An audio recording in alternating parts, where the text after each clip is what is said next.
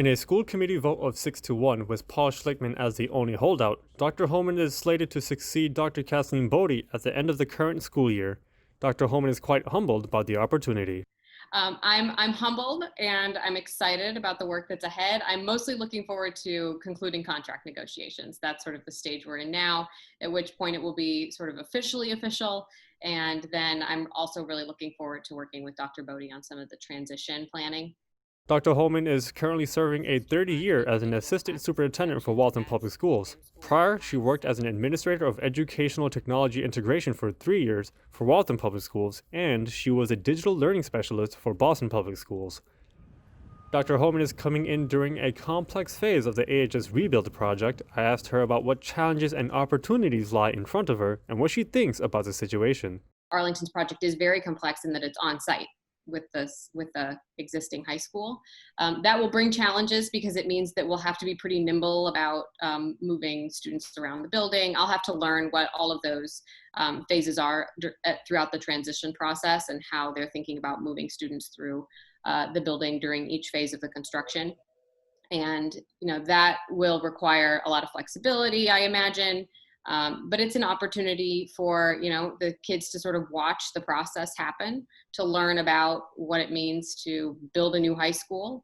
And building a new building, especially a high school, is really an opportunity for the community to define what is it that a high school graduate looks like and experiences and knows how to do in our community.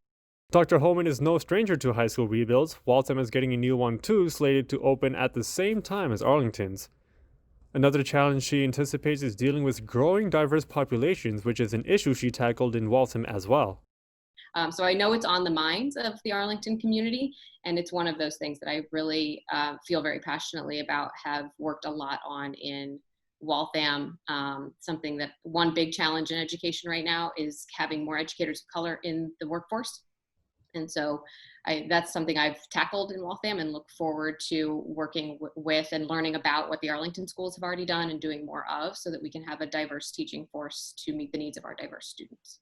According to a news release from the school committee, Dr. Homan's experience discussing issues around diversity and inclusion, along with curriculum development and implementation, will be significant assets to APS.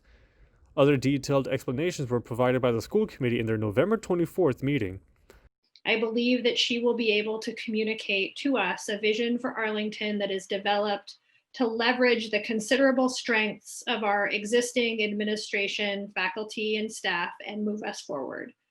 I ran for election to the school committee to be a part of making this decision when the time was right, and the time is now. When I asked myself the question of whether or not we should pursue Dr. Homan as our next superintendent, my answer is yes. Other than her gratitude, Dr. Homan has one thing on her wish list she'd like to share. Is how to create a school system where every single child has the opportunity to achieve whatever it is that child puts their mind to, and has every bit of access that they need to every resource in order to get there.